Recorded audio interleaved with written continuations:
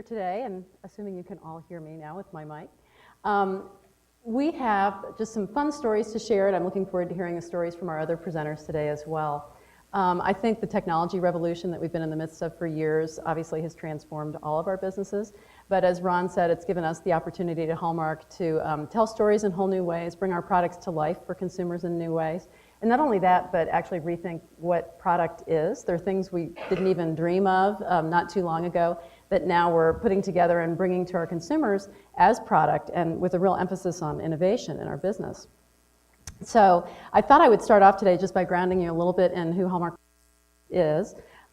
You, I'm sure, know Hallmark greeting cards, and we've got a creative division in Hallmark of about 800 people. When you pull together all of our writers, designers, editors, illustrators, photographers, these are the individuals that create every single product that Hallmark brings to market. And we've got a small department within that organization that's called Hallmark Properties. We've got about 15 in that group, a small but mighty group. And our charter, let's see, there we go. Our charter is to take some of the characters that have emerged through some of our core traditional products and actually build them out into character brands that go well beyond Hallmark walls from the standpoint of both product and distribution.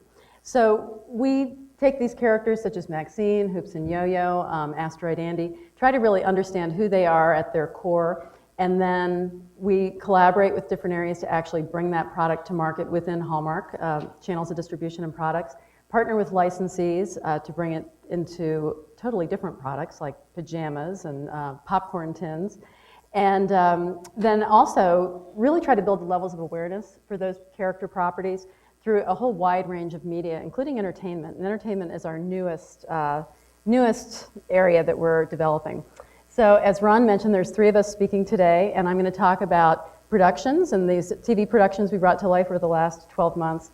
Peter Martin is going to talk about Asteroid and kind of the whole arc of character development, and Ira is going to talk about some of the tools specifically to bring these things to life. And I think if there's one theme that's going to run through this, and that probably runs through a lot of our lives, it's learning on the fly. Technology is changing so quickly, the tools are advancing so rapidly, even the things that we can bring to consumers as products are so new every day. We generally start off on the starting line, and you can kind of see where you want to go, where you want to end up, but have virtually no idea how you're going to get there. And you just kind of dive in and start figuring it out. And hopefully there's something you learned in the last project that you can bring forward with you. So with that, here are our 2 specials that we did last year, Hoops and Yo-Yo Ruin Christmas and Jingle All the Way. 2 by 22, because if you're going to do a 30-minute TV production, that's actually 22 minutes of content and 8 minutes of ads.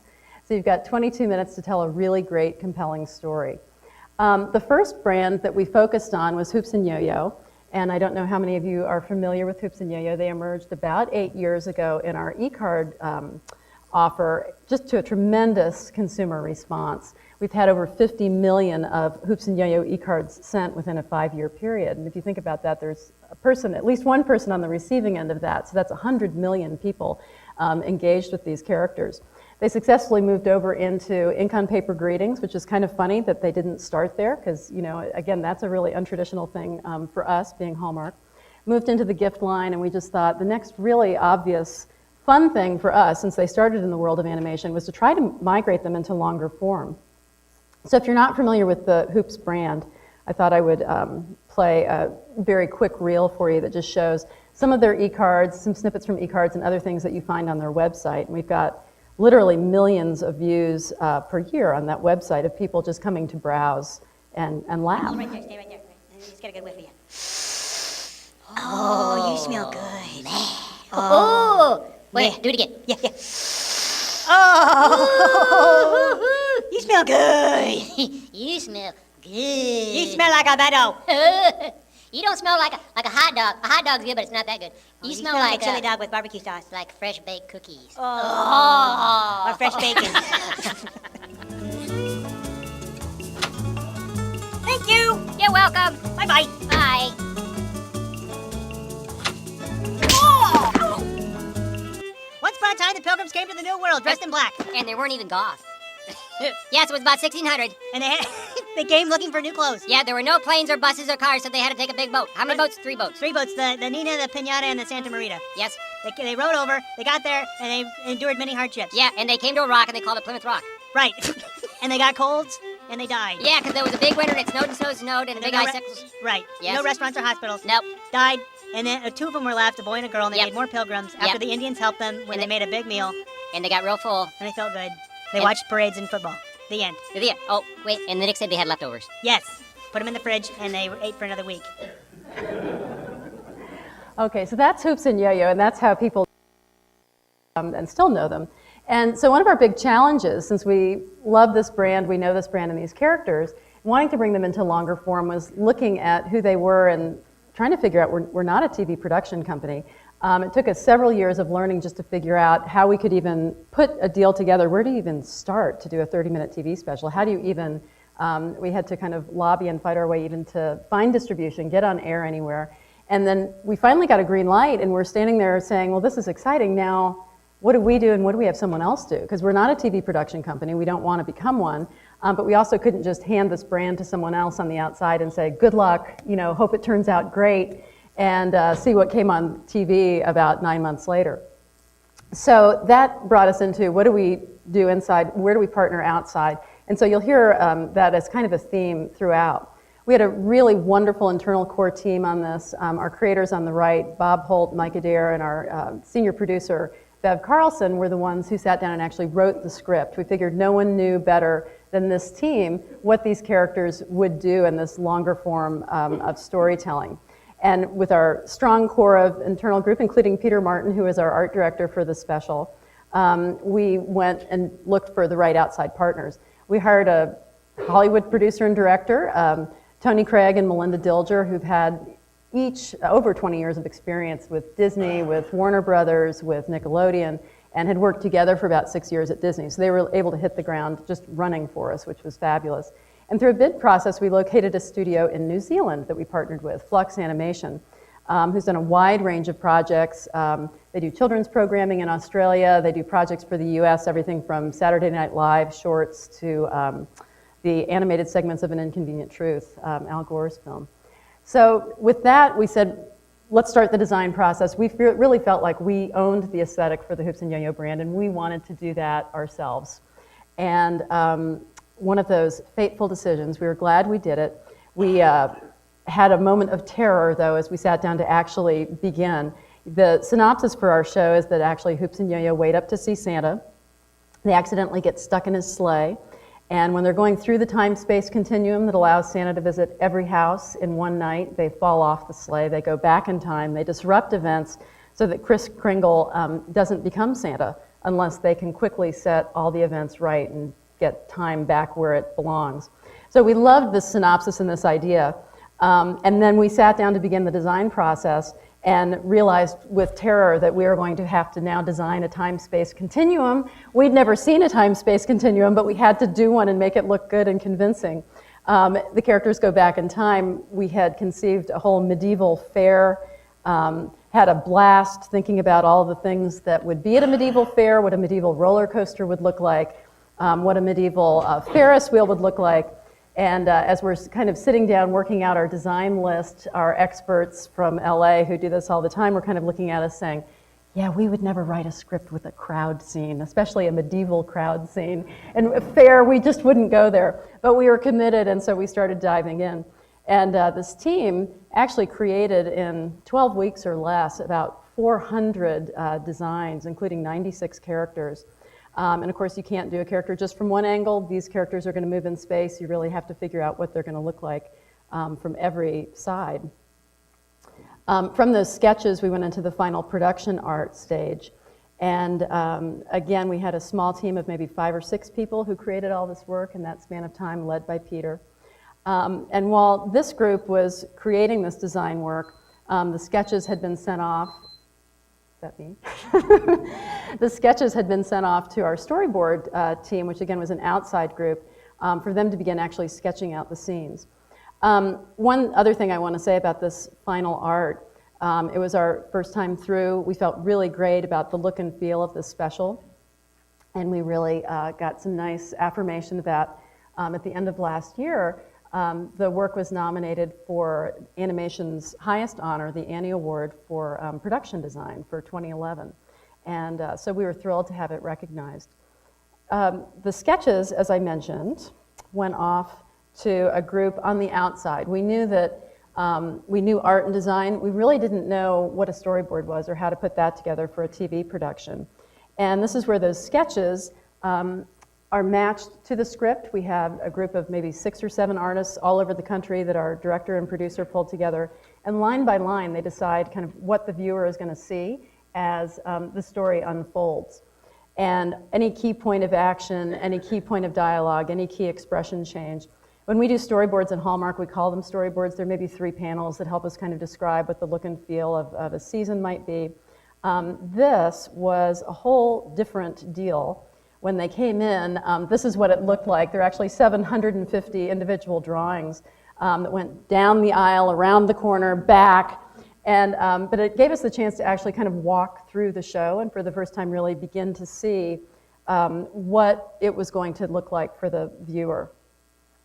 We had our internal team go outside to do their voice work. We knew we wanted to do Dolby surround sound. We don't quite have that capability in greeting cards yet. So we went to an outside studio where we knew we could work with engineers who could create the exact sound that we needed. All along the way, we were happier and happier that we had partners from the outside helping us. We got the specs from the Hallmark Channel and from CBS. This show was picked up by CBS and it was aired on November 25th. We had actually 32 pages of technical specs that we had to achieve for the way we put this together. And that was one point we were just really glad we weren't in charge of all the technical specs. The audio is pulled together with that storyboard and just dropped into a timeline in the Flash animation program. And for the first time, you can see how it'll unfold. Freezing. What? We've only been up here for For like 4.5 hours. I bet you Santa's not even coming. I do not believe what I'm hearing.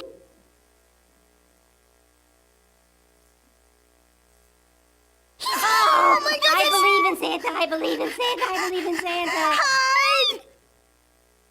So our little caption says, animatic, uh-oh, because once we had it all together and all the visual ideas that we wanted to tell in this story, our 22-minute story was a full 30 minutes long, which meant we had to cut 8 minutes. And right around that time, CBS came in and said, yeah, you have 30 seconds less. And you know, you never thought 30 seconds could be so painful to cut out. But when you've already cut out 8, you're talking about a third of the show. But we found a way to do that, to adjust some of our storytelling and our action. And we ended up with a 21-minute, 30-second piece in an animatic form. So all those components are then packaged together in one giant production package and sent to our overseas studio to begin the animation. And that's when we really began to do the visual testing of all the different elements. We had some traditional 2D animation elements. This is a spoiler if you haven't seen it, but our little girl becomes a Oh, Chris, magic this is spirit. the least of what you didn't expect to see tonight. So we had some elements like that that we had envisioned that really started to work beautifully for us as they began to come to life on screen. We had some other elements that we'd visualized, that dreaded time-space continuum that I mentioned. You know, the Hoops and Yo-Yo style is a very flat graphic style, and so we had envisioned it, we had envisioned it very much that way. And this was the first test that came back, actually putting those pieces together and putting it in motion for us. And we looked at it and we said, not so much. Doesn't so much look like a time-space continuum. We're a little worried viewers may have seizures. It looks more like flashing, blinking stuff. And we thought we probably really needed to take this into a 3D space. And so Ira actually stepped in for us and conceived this 3D frame so that this continuum could actually be something that our characters would travel through. And this is the version with the cloud skin put on it. So we sent that, again, down to New Zealand. And this is how that looks all put together. And this was actually from the show.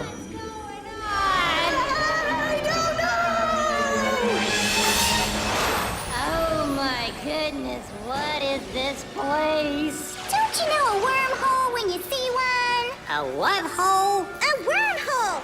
You know, a theoretical distortion of space and time in a region of the universe that links one location or time with another. Gets down chimney with magic dust and visits every house in the world in one night by using a wormhole. Check! Whoa! Easy, easy. All right, boys. Lots of stops yet to make. On Dancer! On Prancer!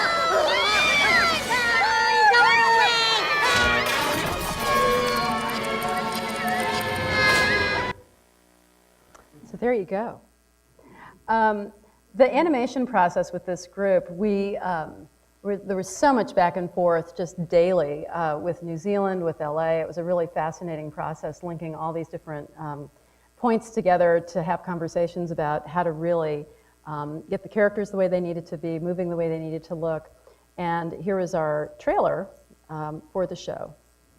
Holiday season, two of the world's greatest superheroes will unite to save Christmas. What? You gotta be kidding me, man. No, not really. Hallmark invites you to get into the spirit of Christmas. I bet you Santa's not even coming. Who? Santa! With two of their most lovable characters, Hoops and Yo-Yo. You guys are gonna totally freak when you see the stuff that's in this sleigh. I'm stuck. In a wild adventure for the entire family. Where are we? Don't you get it, man? No, this cannot be. I think that kid in there is Santa Claus. Hoops and Yo-Yo Ruin Christmas, coming this holiday season. I cannot wait to get home to myself flushing toilet. So that's a little bit about Hoops and Yo-Yo. And we got the green light to move forward and start on that around November of 2010. And meanwhile, on the other side of the building, when I talked about the 800 creative folks that were working, our books department had released a book the year before that, Jingle All the Way, starring, it was actually this plush character sold with this book, a really neat concept that's an interactive plush. As you read the book out loud, the dog actually responds and barks at different parts of the story. And they had thought that this book could make, again, a fabulous story to bring to life in a broader way for our consumers. And at the same time that they were actually in the studio shooting it, the Hallmark Channel happened to be in visiting and saw some of the sets and saw the actual puppets that had been built, and they were intrigued. And they said, you know, there's something here. I wonder if there's any way we could bring something like this to TV in some form. So that was kind of brewing, and we were working on getting the final deal together for Hoops and Yo-Yo, and we got the green light for Hoops and Yo-Yo, and it was about 2 weeks later that we really had the deal together for Jingle. And they called our team up and said, it makes sense for you guys to do it because you've been trying to figure this out for a couple of years. And so, you know, the adrenaline rush hits when you realize we're not doing one special, we're doing two specials. Both aired on November 25th. And so the green light went and we started fast and furious. But this is conceived to be stop motion animation. So actual puppets moved frame by frame, photographed frame by frame, the old tradition that you see on holiday specials, such as Rudolph the Red-Nosed Reindeer, which we loved the idea of doing it, but it also meant a completely different production path than what we had just been down with, or we're heading down with Hoops and Yo-Yo. So again, an internal team. This time the team was very different because it had members of Hallmark Retail, Hallmark Properties, and the Hallmark Channel working together. And again, an outside studio in Portland, Oregon, Bent Image Labs, that specializes in stop motion animation. We had really established the look and feel through the book, but needed to now elaborate that and bring that to life in a new way that could move on TV.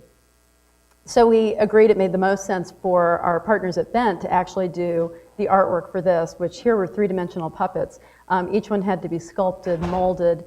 There's a proprietary type of framework within the silicone bodies of the characters so that they articulated and move in an incredible level of detail. The Jingle dog, you know, could even wiggle his nose, his mouth could open, he could curl up and lie down. You can see the scale is quite different than the plush toy that we had.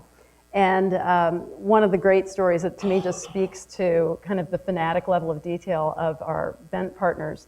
They couldn't find the fake fur that was the right length for this dog. It all was too big and out of scale, and everything had to be meticulously done within scale. So they actually found some plush elephants at a store that had about the right color fur. They shaved the fur off. They took a like t-shirt woven fabric and cut the fur to the length they needed, and with silicone reassembled fake fur, enough for 6 dogs, so that they could have multiple sets going. I mean, we're just talking a level of detail that kind of transcends what people understand when they first sit down and look at these characters. We saw all the characters in sketch form, and things like the buttons, to be the right size, had to be molded by hand. Everything was knit with the type of fiber that would be in scale to the characters so that they would look at a proper human scale. Here, where we had a book character they're shown on the left, and then where they were translated into a new form, you'll see them on the right. The script story is based on the book, but had been expanded upon by Alan Newworth, who is a children's television writer.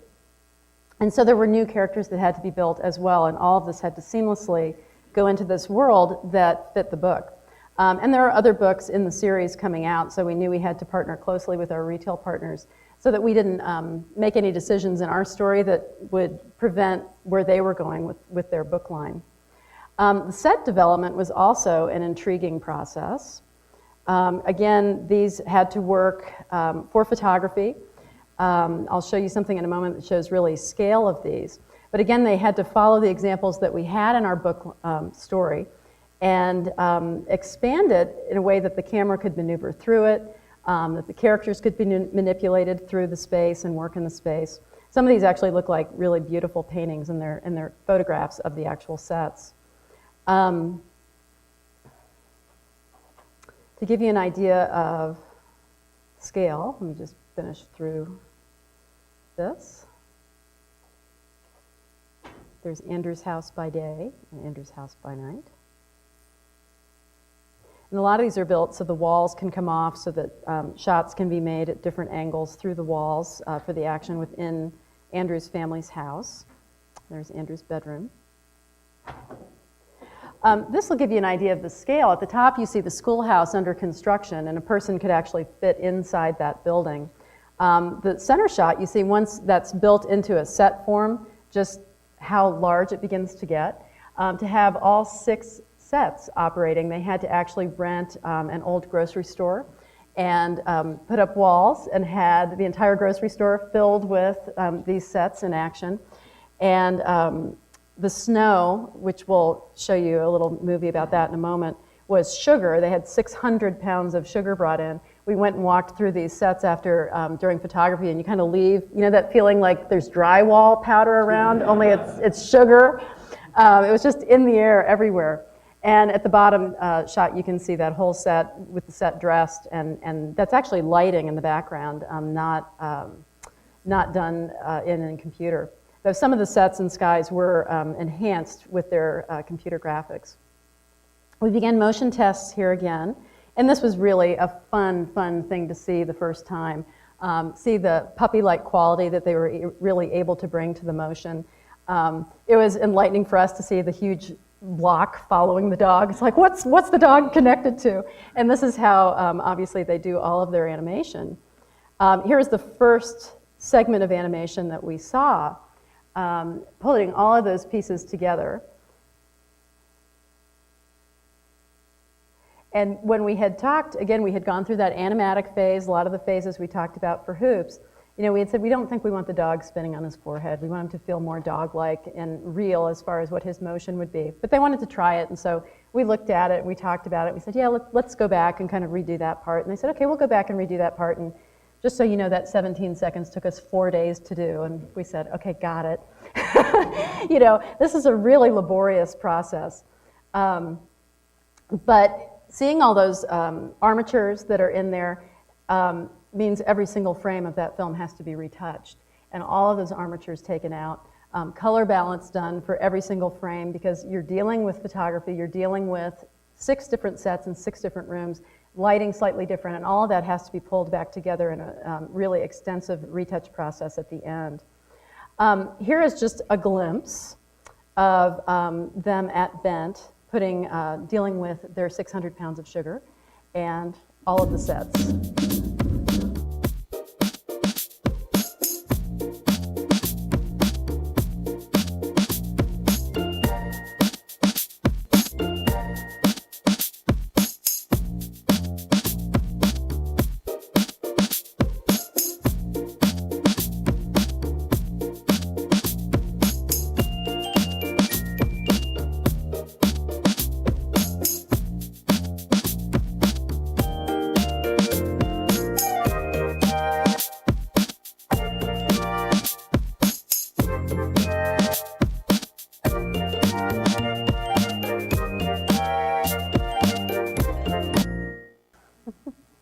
And that was our director, Shel White, who is a member of Bent. One of the things that, he's actually one of the founding and owners of Bent. And our producer, Suling Toomer, is also with Bent. So this was a more all under one roof kind of approach as well. And a lot of trips to Portland to see what was going on at Bent. Here's, again, the trailer that aired on TV for Jingle. His name is Jingle. Jingle, you're a good dog. His world is filled with loving friends Jingle! and thrilling adventure. Gotcha. Jingle, look out! You can run, but you can't hide. But it's missing one thing. Jingle has no home. Ring in the holiday season with a Hallmark Channel original animated special, Jingle All the Way. An all-new premiere, Friday, November 25th at 7, only on Hallmark Channel, part of Countdown to Christmas. So it was with great relief. We got both done in time. Brought everything in from New Zealand in time, got the final, all 28 pages of specs and 32 pages for CBS done. And that felt like a real achievement just to get through it. And we felt pretty good about the results, though when you live frame by frame in these, it's hard to be as objective as you need to be. But we were really thrilled the day before Thanksgiving, the day they were going to be aired. We had been offering DVDs to different newspapers, hoping someone might pick it up and review it, and we could maybe get some visibility to these. And actually, the New York Times reviewed both of our specials, along with 3 other new animated specials for the holiday season, and they gave us favorable reviews. And not only that, but they called Jingle out as the best holiday special of the year, the best new special of the year. And that felt pretty good coming from the New York Times. I mentioned that Hoops was nominated for the Annie Award for Best Production Design. It was also nominated for the Best General TV Audience TV Production for the year, and it was also nominated for Best Director with Tony Craig. So we were thrilled about that as well. We missed the cutoff. Jingle was finished about a week too late, so we're hoping maybe we can nominate that next year. They both aired, they premiered on November 25th. Hoops on CBS and Jingle on the Hallmark Channel. They both had encore performances on the Hallmark Channel throughout the holiday season and had over 8 million viewers apiece, which was thrilling. And on their premiere night, they both won for their audience segments, their audience share, for the target groups that the 2 properties were designed for. So we were thrilled with that and really ended up with 2 happy endings. We felt pretty good. So we're off onto another year of development. We have a couple things that are brewing that we're hoping to put together for several of our properties, and we've got Halloween for Hoops and Yo-Yo starting in production, and that will be on air this October. So pretty exciting, and like I said, a whole new aspect of storytelling for us at Hallmark, and a whole new form of product.